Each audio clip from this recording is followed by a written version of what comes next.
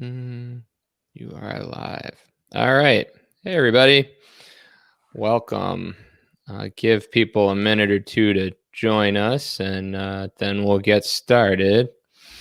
Barbara, I'll kind of man the comments as they come in, so you can just do your thing and talk, and I'll look out for anything people want to know about. Sounds good. All right. I'll join you in that. All right. Well, okay. Well, let's get started then. So, hey, everybody, my name's Andrew Tisser, host of the Talk to Me Doc podcast for early career physicians and career strategist for physicians. And I have the pleasure of sharing this morning's cup of coffee with Dr. Barbara Halmilton. And I'll let you introduce yourself. Hi, I'm Barbara Halmilton. I'm an interventional radiologist in Southern California, and I found my way into interventional radiology 6.5 years ago, and it's been a great career. And it's been my mission to share that ever since. And I realized over time that I was sharing some of the similar challenges with women in other fields. And I thought we could come together and help each other out. So that's the basis of my platform, which is called tiredsuperheroine.com. It started as a blog, and that's been going for 2 years. And I just started my own podcast. So that's just me, raw, unedited, and talking to you as though, you're with your attending in the locker room, where there's no pretense. It's just me telling you how I think it is. That's awesome. So, we're coming together today to talk about male-dominated fields in medicine. Traditionally, male-dominated fields, they're getting a little better. But I think maybe you could share a little bit of your story and some of the challenges you faced in the beginning of your career when selecting your career, and then we could branch out from there. Yeah, great. So I went into a male-dominated field of radiology, which, if people don't know, it's about a third female. And when you go through radiology residency, you have to choose a specialty from there because radiology is head to toe. And I wanted to do interventional radiology, which is basically the surgically oriented specialty out of radiology. And where I came from, it was just this kind of traditional atmosphere, great like Ivy League place and just fantastic training. But the convention was that all the women in the program would go into women's imaging. So there would be 7 people per year in each class. And of those, just 1 or 2 would be women. And they would feed this pipeline of women's imagers. And so that was the convention. And it was kind of stepping outside the norm to do something else. So I just knew I had this kind of burning desire inside. I knew that I had to do IR. This why some people say why, some people don't embrace the surgically oriented lifestyle, but to me, being able to run in for an emergency and like actually make a huge difference at that moment, that's something. Maybe it's for an adrenaline junkie, but it's something that's so rewarding. And I just want to share that with other women, because there are a lot of messages you get along the way that this isn't really for women.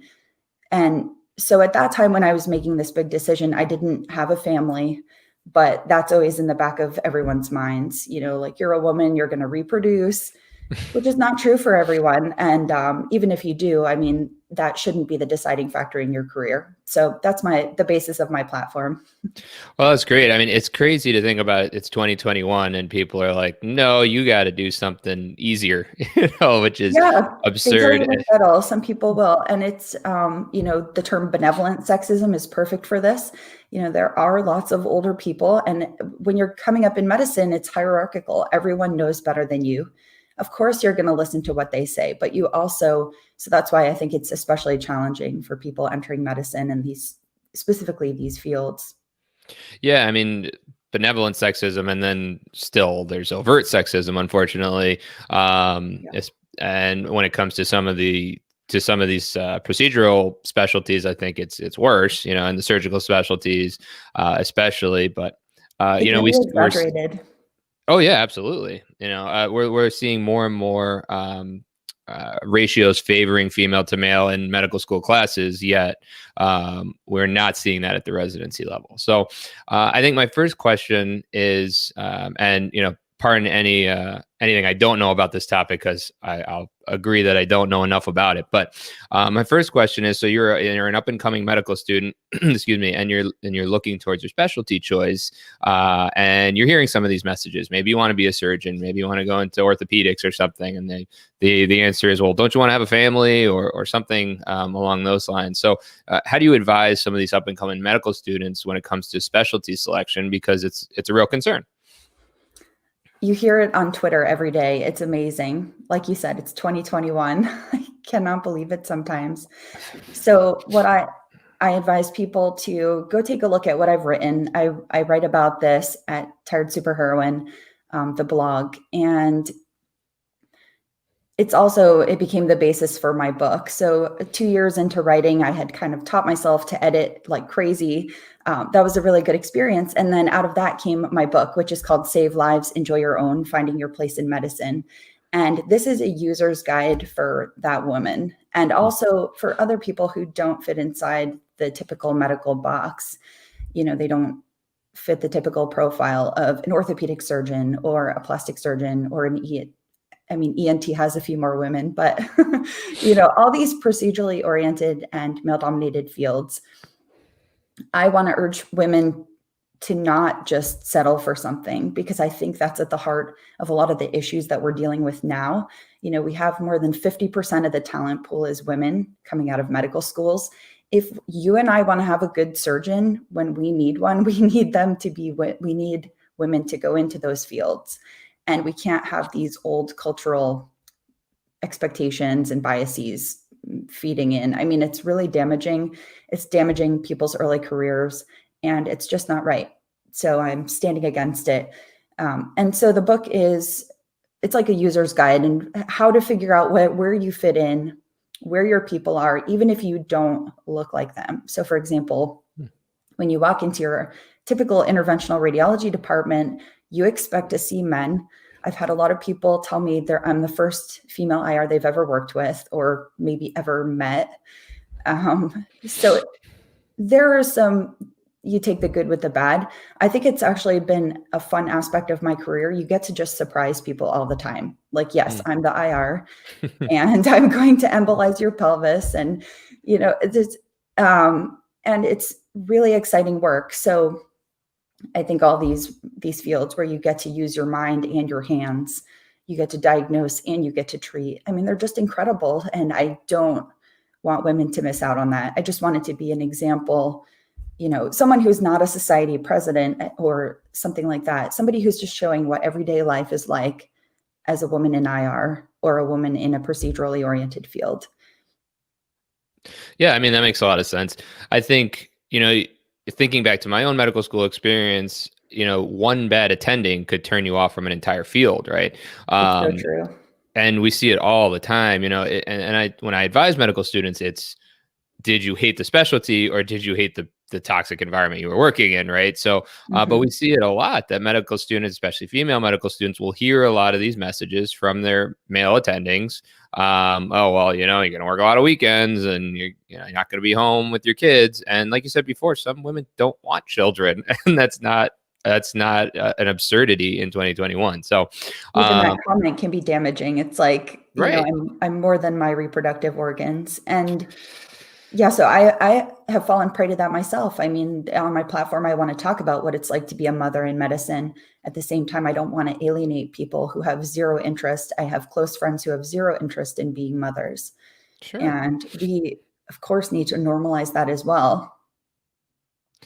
Yeah, I mean, I think it's, and then you start doubting yourself, right? And you're like, well, maybe they're right. And not everybody goes through medical school straight from college, but a lot of people are pretty young when they're still selecting their specialty and tend to be impressionable. And, a couple of those bad comments may completely change the trajectory of your career. So I think it's important to have these conversations. We're so impressionable at that point. And you're just looking for guidance and everything is new. So yeah, I just want to be a voice against that common misconception that women don't belong in certain spaces. Going to what you said about, one attending can ruin it. There are lots of misconceptions about, So you might have one female attending, say, a surgeon who is like gruff with someone in the OR because maybe they're not listening or something, there could be some valid reason. And then this all just kind of feeds on itself. And there are crazy misconceptions about women in IR that we're like hunched over under our lead, like we're too weak to hold up our lead suit, and that we're like gargoyles. I've seen some of the funniest misconceptions. I don't think I look like a gargoyle. We've had some of these, the misconceptions are that you need to be 6 feet tall, because when you walk in, a lot of times, the people are.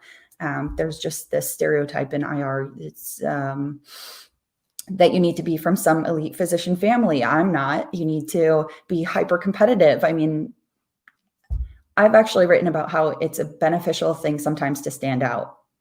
And so when your whole applicant pool and everybody on the interview trail looks like a blue suit or a black suit, when you're the only woman there, it actually can be an asset. You're automatically remembered. You're memorable. True. Yeah, I think that's great. Well, and as we transition from the medical student level, into the early learner stage at the residency level, maybe you did decide to go into a surgical field or a male dominated field, but I'm sure there are many of the same grumblings along the way, and being a woman in medicine, unfortunately, is still a trending hashtag, and so what advice do you give to the young resident who's encountering some of these issues, and how to speak up and how to fight for themselves and how to get through it? I mean, I can't talk to it at all, of course, but I'd like to know maybe some of your advice to the early learner. Yeah, thank you for your openness and learning. And also, I feel like I'm constantly learning, because the issues that affect women in these fields affect minorities as well. And not just minorities of race, but of sexual identity and, gender identity. And we all have a lot to learn culturally. But my advice is to avoid isolation. I think it can be very isolating to be the only woman in the room. And nowadays you can find people online, so band together online. And that's part of the purpose of my platform. I would love for one day for it to become like this online community. I have a Facebook group, which is just kind of at its budding stages, but I would love for that to be a place where people could actually, a safe place where people could say, this creepy thing happened at work, or I'm really doubting myself. And that hasn't really happened yet. So at this point, I'm happy just being a presence on the internet with, good search engine optimization, where people can maybe find me in the middle of the night when they're doubting themselves and say, okay, I can read an article about this. And then out of that, the podcast, I just want to make it more real for people and be able to engage busy people. So, you can listen to these episodes on the go, and they're really short. Yeah, no, absolutely. Thank you for doing this, for being out there for people. I think when it comes to any of these issues in medicine, whether it be like severe burnout or discrimination or what have you, with all the problems we're dealing with, it can be, like you said, so isolating, right? And when you're in the thick of it, you think that you're the only one going through it. And when you're able to at least talk to one person about it, I think it makes it a lot better. So I think the next question becomes, so, how do men help, right? So how can we help? And obviously pointing them towards people like yourself and other leaders in medicine, leader women in medicine, but how can we support our female colleagues, and what can we do to help? There are so many great supportive people online, and just retweeting what people say or their experience is just a really nice small way to do that. And, I think it's important to realize that we just haven't reached gender equity yet. And it's kind of, it's depressing to think about that we haven't, but we just haven't. And if anything, I think our culture has backslid in recent years. And we don't need to get into politics, but I mean, there's just, I think the first thing is not denying that, some people are saying, well, no, there's no gender pay gap, and there's, we've Oh, and they're reached blind, equity. right? Yeah. What did you say? I said then they're blind. Yeah, they're, pay equity deniers and opportunity deniers. And there just is a gap, and people fall into it all the time. And so that's one of the things, is just, like you said, learning about it and being open to it, and being open to people's experience who's different than yours, is so important.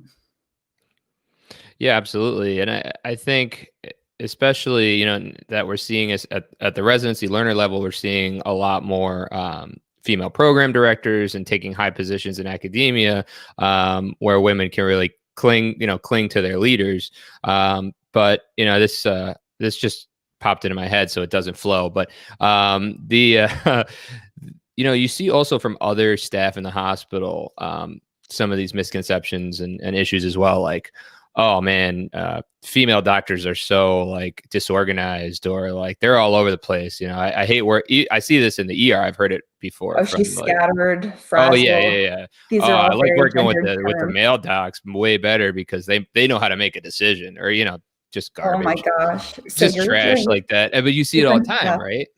Wow. I mean, that's different from what I hear.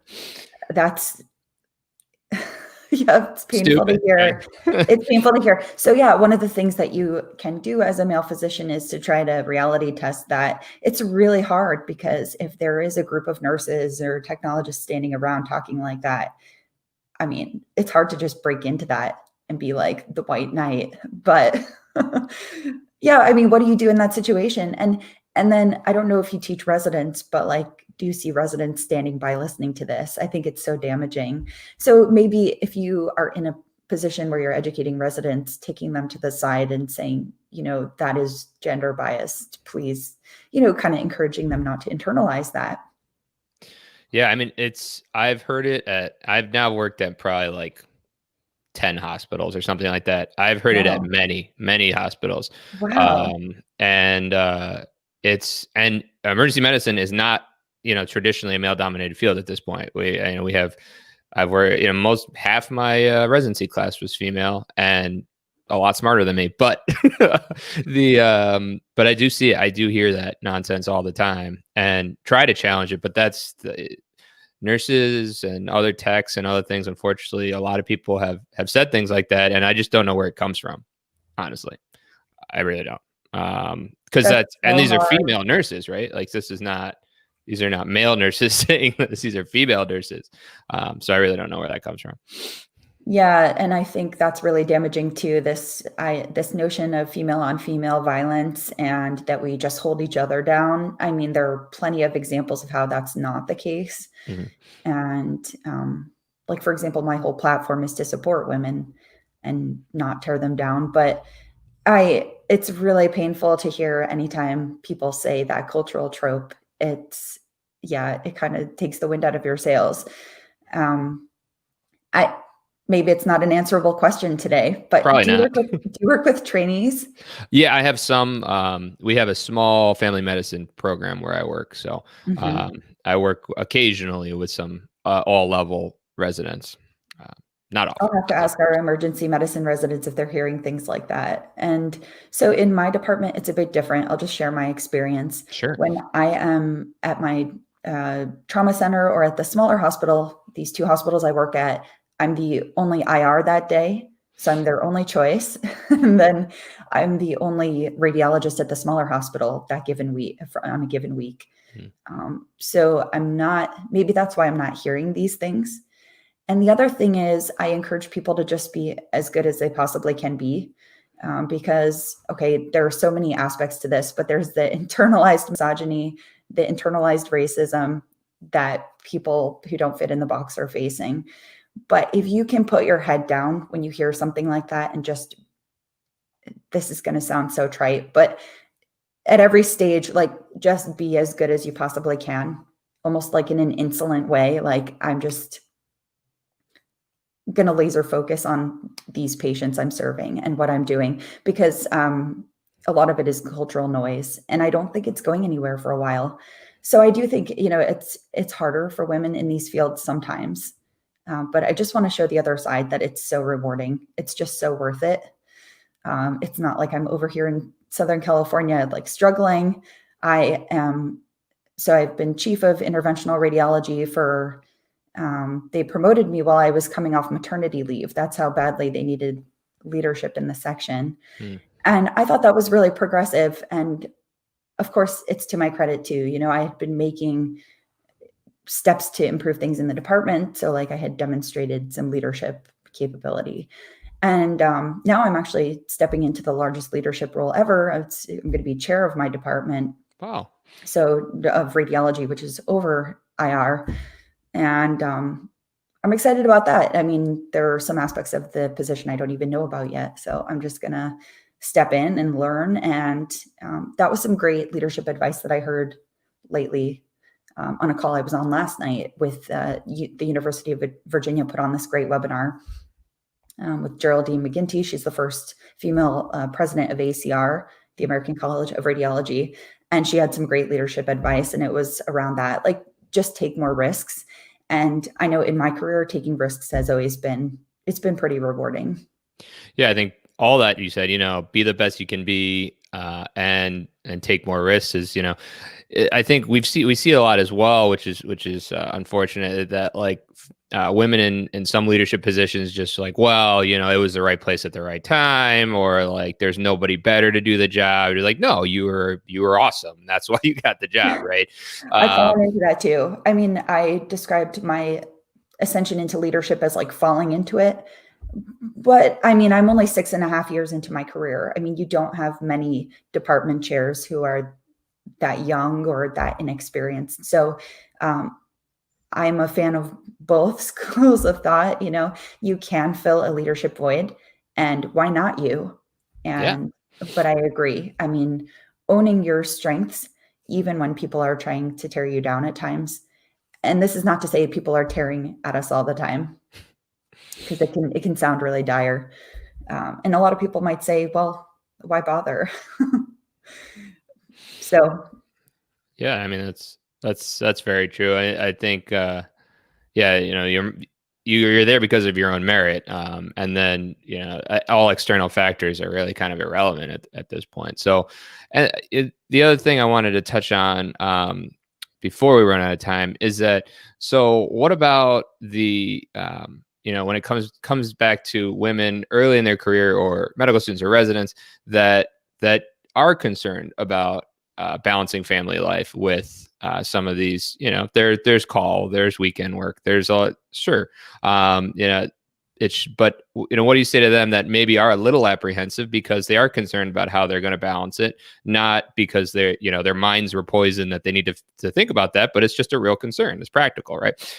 So what's your advice to those people? And, you know, I have a little selfish knowledge because we're about to have a little one, so I'd like to know as well. yeah, I mean, to your point, men are concerned with balance now too. That's okay. And that's becoming part of the cultural norm. And I think it started with Gen X. I mean, they were the lazy generation that actually wanted to leave work at some point and not live at work. And so, you know, people have definitely come before us who have started the trend.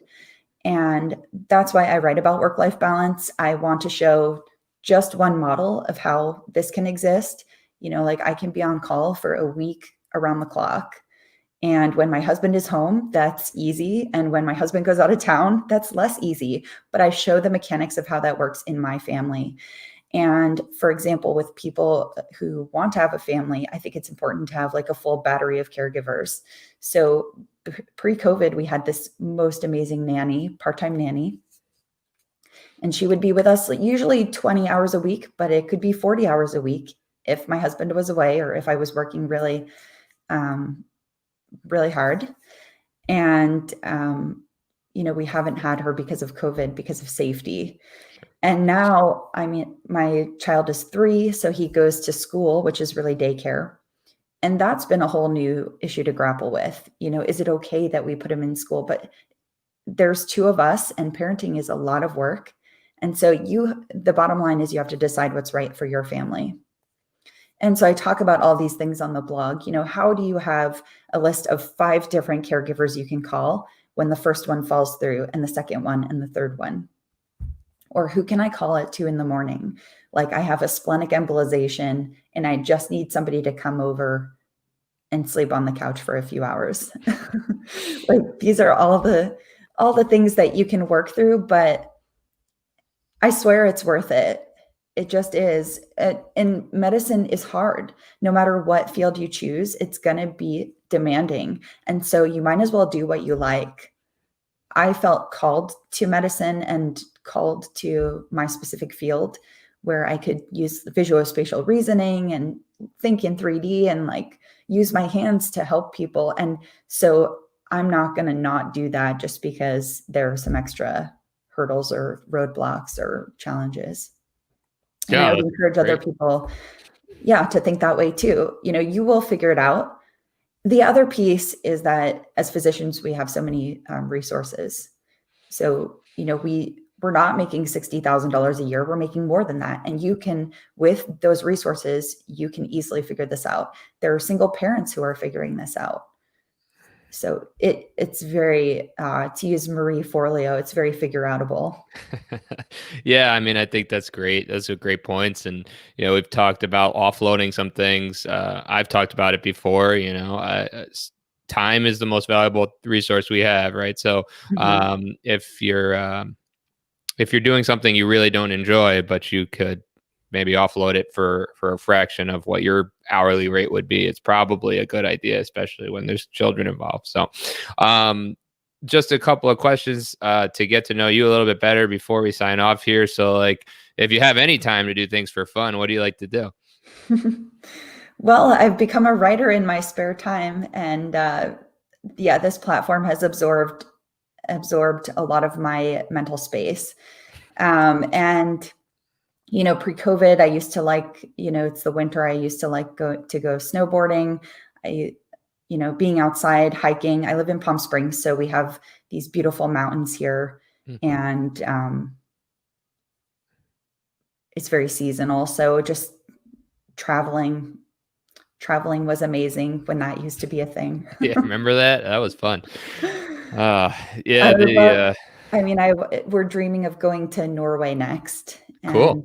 So my family is actually from Europe, and so that's part of my backstory. And I just share some of that on the blog. Some of the pioneers in medicine we look up to, and like some of us are first generation American. And so I just want to break through some of those misconceptions that you have to be from like some elite physician family to do what I do, because you don't. No, absolutely not. Yeah, my wife and I are both first generation physicians, and we're doing okay. Could you tell us the name of your book one more time so that people listening? Yeah, absolutely. If you want to get a copy for your mentees, or if you're staring down this career decision, which is a big one, it's called Save Lives, Enjoy Your Own. Yes, it's possible. And the subheading is Finding Your Place in Medicine. And you can find, of course, lots of free articles and stuff at my website, which is tiredsuperheroine.com.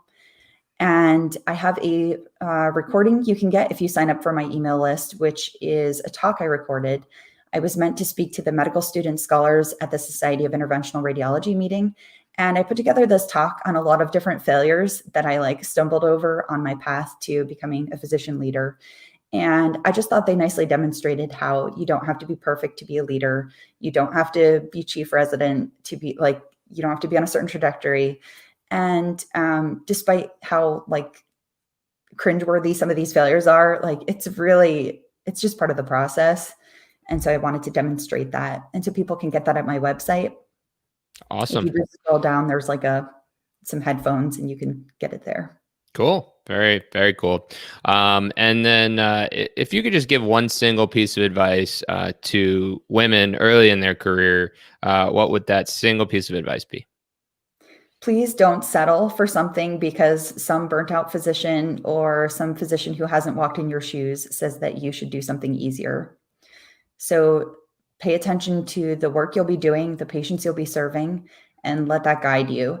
And if you have an inner voice, you have one, even if it's stifled down under piles of textbooks, find that inner voice, and you can, with the help of my book or with my, my writing, let that help guide you to, there is a light at the end of the tunnel, and on the other side, it really is a good life. And the people who say that it's not, they may not have that relevant experience. They may not be a mother in medicine, or they might not know what it's like to embolize a trauma pelvis. Well, I certainly don't know what it's like, but It's a I great imagine, feeling. yeah, I imagine it is. It's the best. Especially, when I used to work at trauma centers, and then IR would just whisk the people away to save their lives, right? I think I could imagine that would be a pretty awesome feeling. So Well, you get to save lives on a daily basis. How does it feel? It's pretty awesome. it is. It is awesome. It is. I'll, with medicine is a little different these days, but I think once we come out of this together, I think advice to people as well is just that medicine is different than it was 40 years ago, and the people that are late in their career probably have no idea at this point when it comes to many different things. So that's great. So Barbara, thank you for joining me this morning and sharing coffee with me and talking about issues that Thank you I so have much. no direct experience with. Cheers. Although I got this New York Giants mug, so they're out, not doing too well. I have a giant homemade mug. It's huge. Awesome. All right, Barbara. Well, thank you. Thank you for all the listeners live, Yeah, thank you. and we'll see you next time. Great to talk to you.